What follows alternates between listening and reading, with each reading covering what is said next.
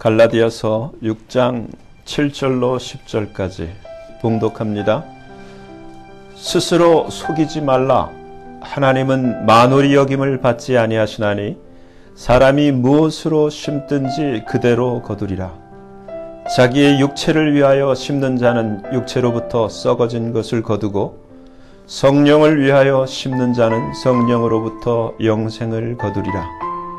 우리가 선을 행하되 낙심하지 말지니 피곤하지 아니하면 때가 이름에 거두리라. 그러므로 우리는 기회 있는 대로 모든 이에게 착한 일을 하되 더욱 믿음의 가정들에게 할지니라. 아멘. 말씀에서 기도합니다. 아버지 하나님, 이 시간이 온전히 아버지께만 영광 되어지기를 간절히 소원합니다. 성령으로 친히 말씀해 주시옵소서. 이 시간을 주께 온전히 의탁하며 감사하며 예수님 이름으로 기도하옵나이다. 아멘. 오늘 우리 설교의 제목은 감동을 심는 자. 여러분, 얼마나 감동을 받아보셨습니까? 또 반대로 얼마나 감동을 주어받는지요. 여러분, 이 세상에 성공하고 잘 사는 비결은 심음의 법칙처럼 어떻게 감동을 주느냐에 달려 있습니다. 많은 사람들이 어떻게 보면 아무런 생각 없이 전략 없이 사는 것 같아요. 정말 자기 기분대로 사는 그러한 경향이 참 많습니다. 근데 우리는 하나님의 자녀들은 하나님의 뜻대로 사셔야 됩니다. 오직 나의 의는 믿음으로 살리라고 했습니다. 믿음으로 산다는 것은 내 뜻대로 내 기분대로 사는 것을 이야기를 하는 것이 아니라 하나님의 말씀을 순종하여 하나님의 의도대로 하나님의 뜻대로 사는 것을 이야기를 합니다. 하나님은 우리를 분명한 목적을 가지시고 창조하셨습니다. 하나님의 자녀의 영광을 주셨고요. 정말 하나님을 경외하면서 하나님과 사랑으로 교제하는 자식과 같은 위치에 우리를 두시고자 우리를 지으셨습니다. 이사야 선지자는 하나님께서 우리를 하나님의 영광의 찬송을 부르게 하려고 우리를 지으셨다라고 가르쳐주고 있습니다. 여러분, 우리는 얼마나 그러면 하나님께 감동이 되는 그러한 자녀가 되도록 정말 노력하고 있습니까? 참 중요합니다. 우리가 감동이라는 주제를 놓고 성경을 보면은 성경에 기록된 모든 믿음의 사람들, 신앙의 주인공들은 하나님께 감동을 주고 또 하나님이 그들을 통해서 감동을 받는 그러한 주인공들이었습니다. 요셉이 하나님 앞에 감동을 주었어요. 보디발의 아내가 동침하자고 유혹할 때 정말 유혹을 뿌리치고 도망가 결국 왕궁의 감옥에 잡혀 들어갈 때도 그 일은 하나님께는 감동이 되었던 겁니다.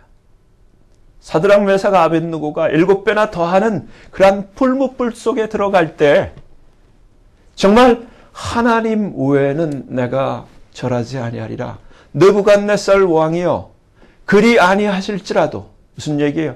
하나님은 살아계셔서 하나님은 우리를 지키실 터이지만 그리 아니하실지라도 느부갓네살 그 왕의 신상에는 절하지 않겠나이다 하면서 풀무불 속에 던져졌는데 그때 하나님은 감동을 받으신 거예요. 다니엘이 하루에 3번씩 하나님 앞에 엎드려 하나님을 경외하는 그러한 찬미하는 그러한 습관이 있었어요. 일부러 다니엘을 곤란하게 만들기 위해서 말도 안 되는 법을 만들어서 다니엘 앞에 도전했을 때 여전히 다니엘은 자기가 경외하는 하나님을 향해서 똑같이 하나님을 경외하다가 사자굴 속에 던져졌을 때 하나님은 감동을 받으셨어요.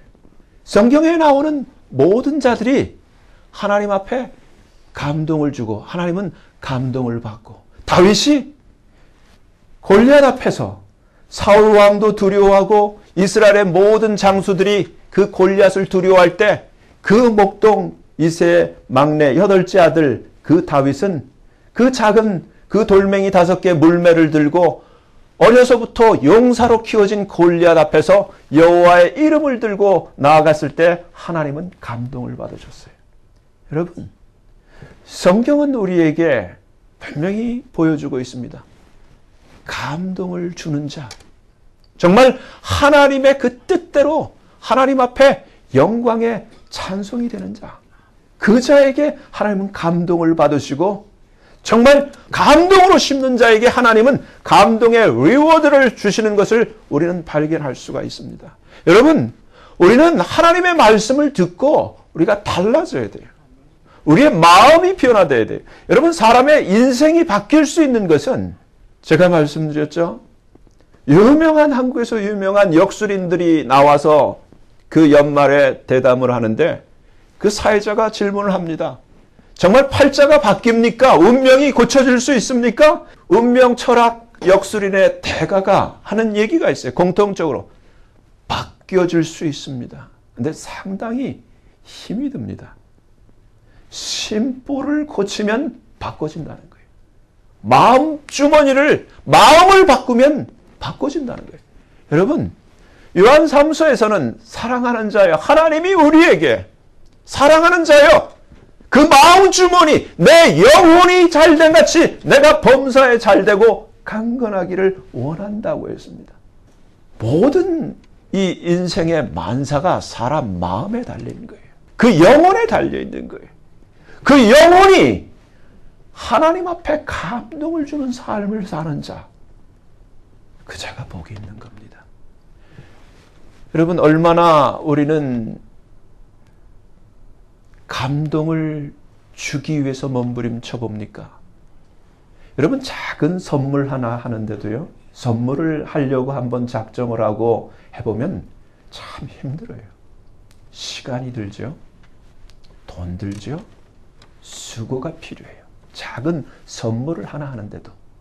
그래서 그 작은 선물 하나가 전달되어서 받는 자에게 감동을 주게끔 하는 데는 상당한 에너지가 필요하다는 거예요.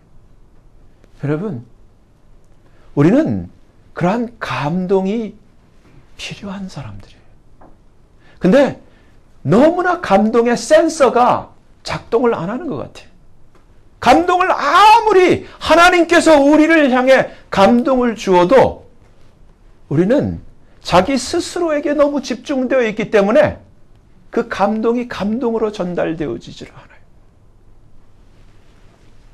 여러분, 장사하는 사람들이요, 고객에게 감동을 줄 때 감동받은 고객은 반드시 보답을 하게 되어 있습니다. 모든 분야가 마찬가지. 어떠한 영업을 하든지, 운전을 하든지, 식당에서 어떠한 음식을 고객에게 대접을 하든지, 어떠한 서비스업을 하더라도 감동을 줄 때 반드시 그 비즈니스는 성공하게 되어 있습니다. 성경은 분명히 무엇으로 심든지 그대로 거둔다는 거예요. 그런데 참 놀랍게도 우리 크리스찬들이 매직을 바라는 것 같아요. 예수 믿으면은 믿음이라는 걸 착각하고 있는 것 같아요. 하나도 안 심고 믿는다고 하면서 기다려. 뭐가 나기를. 여러분, 콩을 심어야지 그래서 콩이 나는 거예요. 팥을 심으면 팥이 나는 거예요. 근데 무조건 교회 다닌다 그러고 예수 이름 부르면서 아무것도 안 심고 무슨 수리수리 마하수리 하듯이 뭐가 나기를 바래. 그런 법은 없는 거예요. 주님이 오늘 말씀은 뭐라고 합니까? 스스로 속이지 말라. 속이지 말라. 하나님은 만홀히 여김을 받으시는 그런 하나님이 아니다. 법칙이 있어요. 심어야지 거두는 거예요. 좋은 걸 심으면 좋은 걸 거두게 되어 있고 나쁜 걸 심으면 나쁜 걸 거두게 되어 있어요. 육체를 위해서 심으면 육체로부터 썩어진 것을 거두어요. 누가복음 16장에 나와 있는 그 어떤 부자의 삶은 그야말로 다윗 시대의 그 나발과 같이 자기만을 위해서 사는 삶. 오늘날 모든 사람들이 그렇잖아요. 속이지 말라.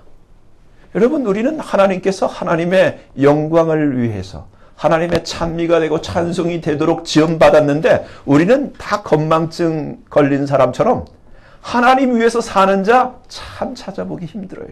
다들 교회를 와도 자기 때문에 자기를 위해서 살아요. 그래서 안 되는 거예요. 여러분, 하나님은 느낄 수 있는 그러한 센서가 예민하신 분이에요.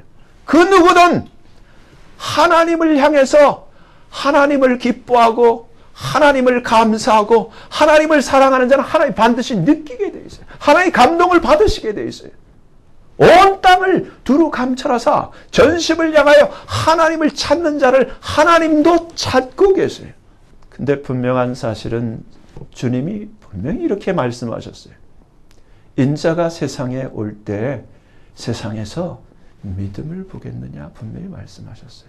여러분 깨어나시길 바랍니다. 깨어나세요. 스스로 속이지 마시고 여러분 아무리 교회에 앉아 있어도 아무리 주일 예배에 참석하고 있어도 그 의도가 내가 정말 하나님을 사랑함으로 하나님께 감사해서 정말 하나님을 위하여 사는 자가 있고 아무리 교회 안에 앉아 있어도 자기를 위해 사는 자가 있어요. 모든 중심이 자기고 모든 잣대와 모든 기준이 자기의 기분인 사람이 있어요. 많습니다. 너무 많아요. 여러분 하나님을 감동시키기 위해서 한번 노력해 보세요. 하나님을 감동시키기 위해서 한번 몸부림쳐 보세요. 그러한 인생을 하나님이 가만 놔두지 않습니다. 여러분들에게 수요일 날 동영상으로 보여드렸던 그 뉴질랜드 오클랜드의 기적의 주인공 이은태 목사님. 그는 참 가난했었어요. 결혼할 때 결혼 비용이 없어서 150만 원을 빌려가지고 결혼을 했어요. 그래서 처할머니 집에서 살 집이 없어서 그렇게 살았어요. 그렇게 구차하고 어렵게 살던 가운데서 어떻게 해서 이분에게 그러한 기적이 일어났는가? 여러분 기적은 눈 멀지 않았어요. 믿는 자에게는 하나님이 기적을 주십니다. 심는 대로 거두게 하시는 거예요. 여러분 잘 들으세요. 그분이 그 어려웠을 때 자기가 어려운 교회를 다녔던 모양이에요. 근데 그 교회에서 이제 성전을 마련하기 위해서 광고를 했던 모양이에요. 근데 이 부인이 작정 헌금을 약속을 했던 모양이에요. 자기 그때 한 달 봉급이 20만 원이었는데 부인이 50만 원을 작정을 했대요. 생각해 보세요. 결혼할 비용도 없어 150만 꿔갖고 결혼했는데 그래서 어떻게 했냐면 결혼 예물로 받았던 시계 팔고요. 돌 기념 때 들어온 그러한 폐물을 다 파니까 한 50만 원 되더래요. 하나님 앞에 약속한 걸 드렸어요. 그리고 까마득하게 잊어버렸어요. 이분이 큰 기적을 만난 다음에 왜 나한테 이런 일이 생겼을까 하면서 첫 번째는 일생을 자기를 위해서 기도했던 어머니의 기도고 두 번째는 자기가 하나님 앞에 감동을 준 걸 딱 두 가지를 생각했는데 첫 번째 지금 얘기한 이 감동 가장 어려웠을 때 하나님 앞에 정말 자기 폐물 팔고 애기들 그 금붙이 팔아가지고 그 교회에 낸 거 하나님 앞에 드린 거예요. 그렇죠? 그리고 두 번째 뉴질랜드 와가지고 자기 한국에서 아파트 정리해서 갖고 온 2만 불 그걸 디파짓을 하고 나머지 80% 론을 내가지고 집을 샀어요. 6개월 후에 IMF가 왔대. 근데 자기가 다니던 신학교가 어려워서 재정적으로 너무 힘들어 휘청거리고요. 선교단체가 그 IMF 때문에 너무너무 힘들어할 때 하나님을 감동시키는 일을 했더라고요. 그 집을 팔았어요. 팔았고 절반을 힘들어하는 신학교에다 놓고 선교센터에다가 다 바쳤어요. 그리고 나서 그분이 몇백억짜리 한순간에 하늘에서 땅에 떨어지다시피 한 실제 기적이 일어납니다. 하나님이 땅을 사라 그랬다고 그랬죠. 그래서 17만 평의 땅을 자기 하나 돈 없이 하나님이 사라고 하는 대로 땅을 샀는데 그게 진짜 기적이에요. 2년 동안 갚기로 하고 땅 200만 불에 17만 평을 계약을 해놨는데 한 1년 후에 복덕방에서 전화가 온 거예요. 너 17만 평 중에서 그 15만 평 경사진 그 쓸모없는 땅을 누가 살려고 그러는데 지금 돈을 줄 테니까 팔아라. 700만 불에 팔았어요. 그리고 그 700만 불을 가지고 거의 2천만 불이 되는 건물을 샀어요. 그리고 나서 하나님 앞에 그걸 또 데디케이트를 했더니 1년 만에 그 오클랜드에서 그 건물보다 더 높은 10층짜리 건물을 또 주셨어요. 아무것도 없는 사람이 갑자기 몇백억짜리 부자가 돼버렸어요. 하루아침에 선교센터와 학교의 주인이 돼버린 거예요. 여러분, 하나님은 어제나 오늘이나 동일하신 분이에요. 하나님 앞에 감동을 드리면은 하나님께서는 반드시 가만히 있지 못하는 분이에요. 요셉이 그 종이 하나님을 감동시켰을 때 하나님은 그를 애굽의 국무총리를 만들었어요. 다니엘이 하나님을 감동시키니까 하나님이 그를 바빌론의 국무총리를 만들었어요. 다윗이 하나님을 감동시키니까 하나님이 그를 사울의 모든 것을 다 줘버렸어요. 여러분, 하나님을 감동을 시키는 삶. 여러분의 삶은 여러분이 뿌린 대로 여러분이 거두는 거예요. 여러분이 하나님에게 감동을 주는 대로, 감동을 심는 대로 하나님은 넘치도록 30배, 60배, 100배로 하나님께서는 갚아주시는 분이에요. 제발요. 여러분, 얼마나 여러분 스스로를 속이고 있습니까? 수많은 사람들이 스스로를 속이고 있어요. 하나님의 창조의 목적대로 안 사는 거예요. 자기를 위해 살아. 자기가 하나님이야. 자기 마음, 자기 기분이 잣대야. 하나님의 입장은 없어요. 하나님의 영광은 없어. 모든 기준이 자기야. 그렇지 않습니까? 제가 볼 때는 거의가 그래요. 정말 하나님에게 감동을 주는 자. 여러분, 인생이 바뀌려면은 여러분 학교에서 공부하는 학생도 학생이 선생님에게 감동을 줄 때 아무리 그가 좀 모자라더라도 선생이 그 학생에게 점수를 줘버려요. 감동을 줘야죠. 그냥 적당히 하면서 뭔가 큰 점수를 얻으려고 하니까 절대 그런 법은 없어요. 여러분, 실제로요. 하버드를 나와가지고 많은 학부모들에게 세미나를 하고 있는 켄트 김이라는 사람이 있어요. 이분은 어려서 부모님이 서로 이혼을 하고 참 어려운 가정에 또 어머님이 또 일찍 돌아가시고 그 가운데서 마음을 좋게 가졌어요. 내가 어떻게 살 것인가. 늦게 미국에 와가지고 영어도 안 되는 가운데에서 어떻게 살 것인가. 그 가운데 한 가지 좋은 결단을 한 것 같아요. 하버드를 가야 되겠다. 근데 마음에 그렇게 결단을 했어요. 중요한 거예요. 힘든데 잘 못하지만 자기를 가르치는 선생님 한 분 한 분에게 나를 아무리 괴롭히고 인종차별하는 그 선생님에게도 감동을 주기 위해서 노력을 하니까 감동을 받더라는 거예요. 선생님들 입에서 내가 너로 인하여 선생된 보람이 있다라는 말이 튀어나오는 거예요. 여러분, 그러면 이 인생은 성공한 거예요. 여러분, 결국은 이 아이가 하버드를 갔어요. 지금 영어를 너무너무 유창하게 하고 세계 석학을 데려다 놓고 자기가 사회를 보는 아주 유창한 영어를 구사하는 자가 됐어요. 정말 이 석탄 덩어리 같은 인생이 다이아몬드처럼 변화가 되어 있어요. 여러분, 우리는 이 세상의 석탄 덩어리 같이 어쩌면은 그렇게 남들이 잘 알아주지 않는 그러한 연약한 모습일 줄 모르지만 하나님은 우리를 석탄 덩어리로 보고 계신 것이 아니라 다이아몬드로 보고 계시다는 사실이에요. 우리의 본무대는 이 땅이 아니라 하늘나라란 말이에요. 자기에 대해서 아셔야 돼요. 그러면 자기의 가치답게 살아야죠. 다이아몬드는 다이아몬드답게 살아야 될 거 아니에요. 여러분, 참 믿는 자의 삶의 태도는 하나님께 감동을 주기 위해서 노력하는 삶을 살 뿐만 아니라 사람들에게도 감동을 주기 위해서 노력하는 사람이에요. 근데 우리는 너무너무 안타깝게 하나님이 우리에게 주시는 그 감동을 몰라. 그렇기 때문에 하나님에게 줄 감동의 능력이 없는 거예요. 자기만 알아. 늘 자기의 행복을 위해서 살아. 그렇기 때문에 행복할 수가 없는 거예요. 정말 주를 기쁘시게 하면 그 인생이 행복해지게 되어 있어요. 근데 반대로 하나님은 무시하고 나발처럼 자기만을 위해서 살아. 아나니와 삽비라처럼 누가복음 16장에 나오는 그 어떤 부자처럼 자기만을 위해서 살아. 여러분, 그게 성공이 아니에요. 내 마음의 구조를 고쳐야 돼요. 하나님은 나를 엄청난 영광의 자녀로 이미 축복하셨던 그런 나예요. 하나님은 예수를 통해서 그 지위를 회복시켜 주시기 원하시는 거예요. 예수 그리스도께서 이 땅에 오셨을 때 겉모습이 목수 요셉의 아들이요 마리아의 아들이었지만 예수님은 그러한 예수가 아니에요.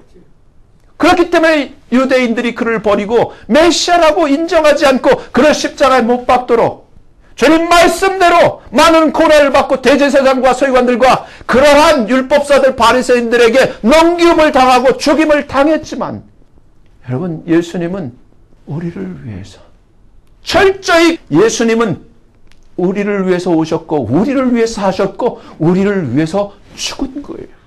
여러분, 신앙이 있습니까? 정말 믿음이 있어요? 주님은 이 세상에 인자가 다시 올 때 세상에서 믿음을 보겠느냐고 했는데 여러분, 어떤 믿음이 있는 거예요? 믿음이 무엇이 믿음입니까?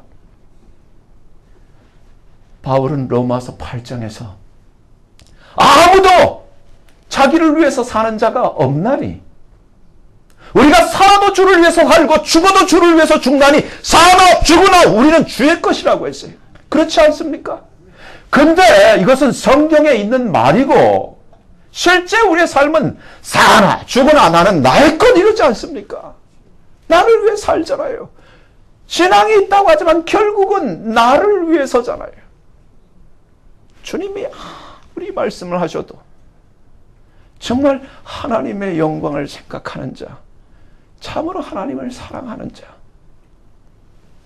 여러분, 우리가 정말 하나님을 기쁘시게 하기 위해서 하나님에게 감동을 드리기 위해서 생각하고 계획을 짜고 전략을 세워본 적이 있나요? 여러분, 정말 사람을 향해서 아내는 남편에게, 남편은 아내에게, 이웃은 이웃에게, 형제는 형제에게 감동을 주기 위해서 노력해 본 적이 있나요? 여러분,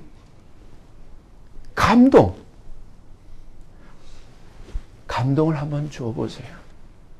하나님에게 감동을 한번 받도록 해보시고요. 사람에게 감동을 받도록 해보세요. 고객을 감동시키면 고객이 가만 안 있어요. 하나님을 감동시키면 하나님이 그 인생을 절대로 그대로 내버려 두지 않아요. 여러분, 간단한 원리예요. 내가 나를 위해서 사는 것 아니에요. 여러분, 아무리 좋은 소금도 부서지지 않는 소금, 녹아지지 않는 소금은 아무 쓸모가 없어요. 자기 혼자만 딱딱하게 반짝반짝거리는 그 소금은 소금이 아니에요.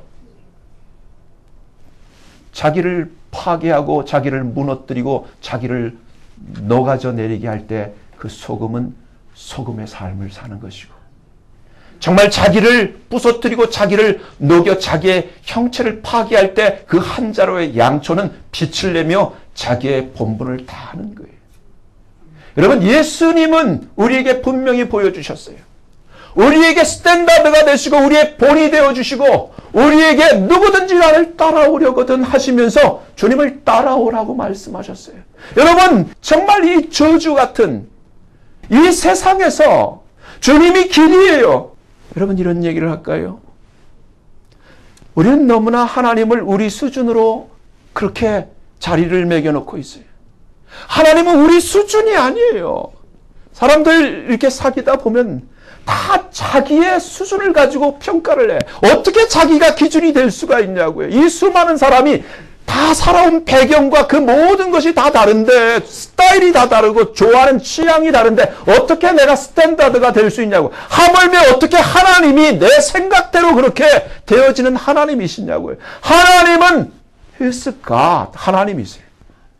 전능하신 분이에요. 우리는 100년 안팎을 사는 이 아주 연약한 그러한 미물이지만 하나님은 영원 전부터 영원토록 꼼짝도 안 하시고 영원히 계신 분이 하나님이세요. 그 하나님의 영원 앞에 우리의 이 100년도 될까 말까는 이 인생이 무엇으로 하나님을 견줄 수가 있습니까? 여러분, 이 세상에는 정말 잡초 같은 삶이 있어요. 근데 하나님의 자녀는 영원히 푸른 잔디 같은 인생이에요.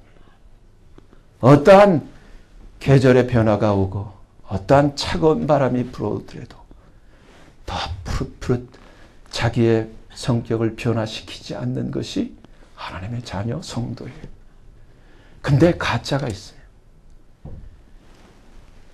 차가운 바람이 싹 불으면 누렇게 다 이기지 못하고 하나 예외 없이 다 죽어가요.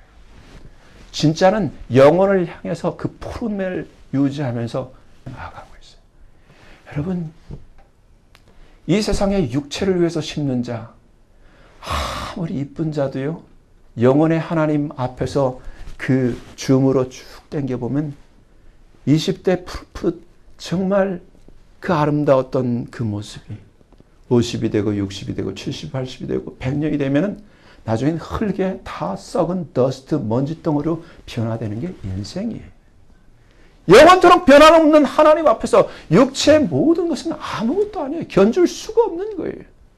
이러한 우리를 위해서 하나님은 우리가 정말 아무런 깨달을 스스로 구원할 빠져나올 능력이 없을 때 하나님은 우리에게 엄청난 사랑의 일을 하셨어요. 예수를 저와 여러분을 위해서 내어주신 거예요. 여러분, 이것을 깨닫는 것이 거듭나는 거예요. 영생은 곧 유일하신 참 하나님과 그의 보내신 자 예수 그리스도를 아는 것이라고 했어요. 여러분, 왜 이 말씀을 드리냐면은 우리가 아무리 얘기를 해도 감동을 줄 능력도 없고 감동을 받은 적이 없기 때문에, 변화되지 않기 때문에 하는 얘기. 한 남자가 있었어요. 어렸을 때 초등학교를 다닐 때 엄마가 학교를 찾아오면은 그 엄마 때문에 그야말로 자기 고백에 너무 창피했대. 왜? 그 다음 날이면 아이들이 니네 엄마 한쪽 눈이 없네 하고 놀려대는, 니네 엄마 애꾸네. 이 어린아이의 심정에는 엄마가 너무 창피한 거예요. 엄마가 참 죽었으면 좋겠어. 이런 얘기까지 했어요. 너무 창피해. 학교에 안 왔으면 좋겠어. 이 아이가 자랐어요. 엄마처럼 안 되기 위해서 아주 지긋지긋한 이러한 그 어려운 가난에서 벗어나기 위해서 이를 물고 정말 공부를 했어요. 이 아이가 서울에 가서 서울대학을 들어갔어요. 좋은 직장을 갖게 됐어요. 무엇보다 제일 좋았던 게 엄마랑 떨어져서 그 창피한 엄마랑 같이 안 사는 게 너무 좋았어요. 그리고 결혼을 했어요. 아이를 낳았어요. 아주 행복하게 잘 살았어요. 엄마 생각만 해도 우울하고 싫은데 엄마를 안 보니까 참 좋았어요. 어느 날 띵동하고 아파트 벨이 울렸는데 자기 와이프가 자기 딸과 함께 막 소스라치며 놀라면서 누구세요 하고 경악을 하는데 나가보니까 자기 엄마였어요. 자기는 엄마가 죽었다고 하고 결혼했는데 자기 엄마가 나타나는 거예요. 뻔뻔스럽게 누구세요? 하고 했더니 엄마가 제가 집을 잘못 찾았던 모양입니다 하고 돌아갔어요. 그래서 속으로 다시는 안 나타났으면 좋겠다 그렇게 하고 살았어요. 어느 날 편지 한 장이 날라왔어요. 자기 시골에서 동창회가 열린다. 동창회에 참석을 하면서 자기 엄마 계신 곳에 자기도 모르게 발걸음이 옮겨져서 가봤더니 어머니가 쓰러져 있는데 손에 작은 편지 하나를 들고 쓰러져 있는 거예요. 눈물도 안 나고 아무런 마음의 슬픔도 없고 그냥 죽었나 보다 그렇게 생각을 한 거예요. 그 안에 남겨놓은 편지가 아들인 자기를 향해서 남겨놓은 요소였어요. 그 안에 엄마가 이렇게 먼저 간다고 슬퍼하지 마라. 뭐가 슬퍼? 읽기 시작했어요. 그러면서 쭉 얘기를 하는 거예요. 엄마가 눈이 한쪽이 없어서 미안하다. 근데 말이다, 사실은 네가 아주 어렸을 때 네가 교통사고를 났을 때 네가 다쳐서 너의 눈 하나를 잃어버렸단다. 그때 엄마가 한눈으로밖에 볼 수 없는 너를 위해서 엄마의 눈을 너한테 빼주었지. 그 구절을 읽을 때 엄마의 눈, 자기 한눈에서 눈물이 흐르는 걸 보고 한 번도 엄마한테 미안하다 소리를 못하고 한 번도 엄마한테 사랑한다 소리를 못하고 왔는데 자기 한쪽 눈에 눈물이 줄줄 흐르는 것을 주체할 수가 없었어요. 편지를 다 읽고 나서 내가 왜 이럴까? 마음에 뭔가 자기가 알 수 없는 한 번도 표현해보지 못했던 무엇이 울컥울컥 용서슴 튀어나오는 것을 주체할 수가 없었어요. 끝내 엄마한테 들려주지 못했던 말. 엄마를 눈이 없다고 병신으로만 알고 그 엄마가 창피했었는데 결국 알고 보니까 그 엄마의 눈이 자기 눈에 달려 있었던 거예요. 이 뒤늦게 철이 난 이 아기 아버지가 엄마 그 애꾸눈의 비밀을 알고 난 다음에 제정신이 된 거예요. 살아계실 때 엄마에게 들려주질 못했지만 엄마 미안해. 엄마 사랑해. 여러분 예수 그리스도가 동일한 거예요. 예수님이 이 땅에 오신 목적은 이 아기 아빠의 그 자기가 늘 창피해하고 정말 죽었으면 좋겠다 했던 그 눈 한쪽이 없는 그 엄마가 자기 눈 잃어버린 자기를 위해서 눈 빼준 걸 모르고 우리 동일하게 교회를 다니면서 예수를 믿는다고 하고 무슨 감동 무슨 감동 예수 그리스도께서는 우리를 위해서 눈 하나가 아니라 전체를 우리를 위해서 십자가에서 내어주셨다는 사실.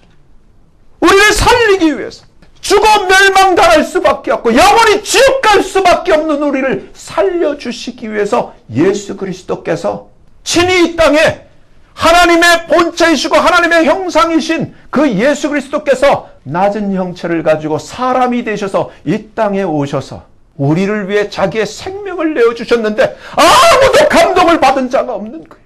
대제사장이 감동을 못 받고 서기관들이 감동을 못 받고 율법사들이 감동을 못 받고 여러분 감동을 받은 자가 거듭나는 자예요. 깨달은 자가 주여 나를 위해서 죽으셨군요. 나를 위해서 피 흘리셨군요. 깨닫고 변화되는 거예요. 근데 여전히 그 애꾸눈의 엄마가 창피하다면 그건 인간이 아니잖아요.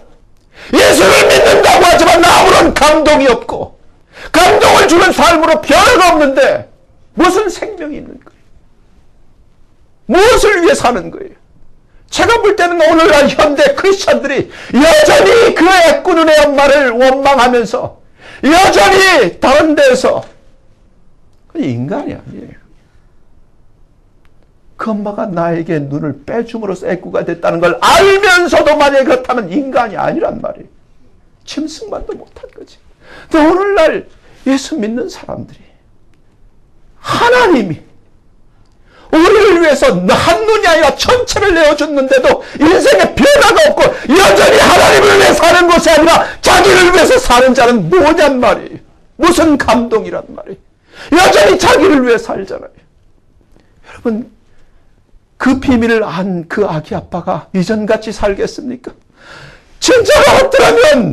진짜가 없더라면 얼마나 답답해요. 여러분 이제는 아셔야죠.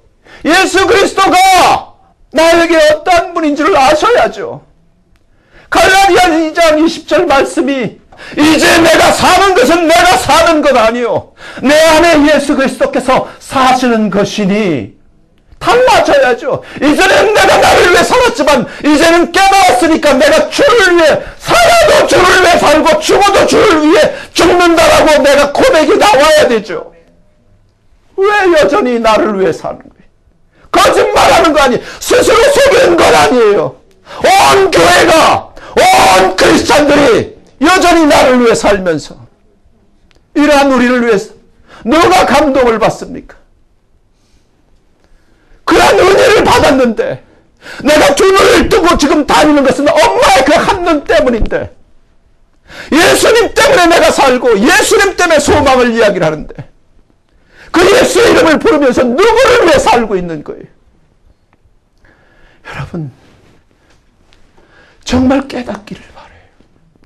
이 하나님의 사랑을 깨닫기를 바라요. 이제 그만하시고요.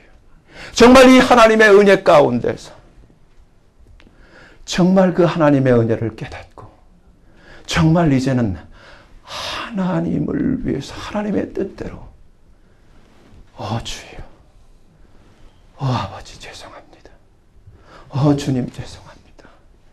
이제는 주님 뜻대로 주님의 기쁨이 되고 주님의 영광의 찬송이 되는 삶을 살게 해주세요. 그렇게 기도가 터져나와야 되는 것 아니에요. 사랑하는 성도 여러분, 하나님의 관심은 다 저와 여러분에게 있어요. 하나님의 자녀에게 있는 거예요. 지금도 동일하신 그 사랑으로 우리를 사랑하고 있어요. 여러분 이제 속이지 마시고요. 이젠 깨어나시고요. 정말 주님 왔어도 아무런 감동받지 못했던 그 똑똑한 대제사장들, 그 율법사들, 서기관들처럼 되지 마시고요. 정말 주님을 알아보시고요. 정말 이제 나라도 주여 아버지 이젠 주를 위해 살겠습니다. 진짜로 마음의 변화가 일고 그러한 기도가 터져나오는 그러한 감동을 하나님 앞에 드리는 자녀로 변화되어 줄 수 있기를 예수님 이름으로 축원합니다.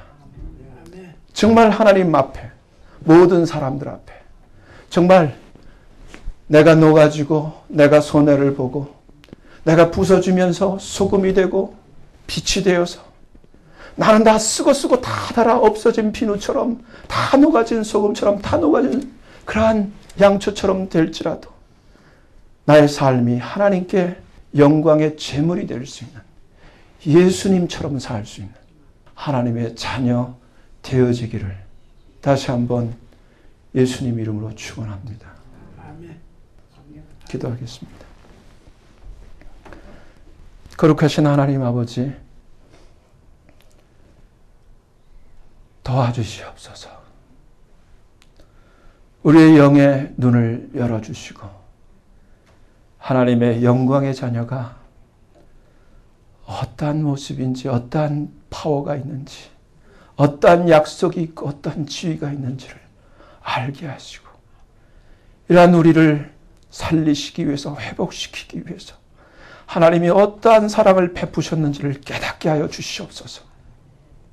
아버지 하나님, 정말 하나님의 그 사랑에 화답할 수 있도록 그 사랑에 또한 사랑으로 우리도 하나님 앞에 반응할 수 있도록 우리를 깨어나도록 도와주시옵소서. 감동을 심는 자 되게 하여 주시고 하나님이 약속하신 그 모든 감동의 열매를 또한 누리며 하나님을 증거하는 삶이 되도록 역사하여 주시옵소서. 예수님 이름으로 감사하며 간절히 기도하옵나이다. 아멘.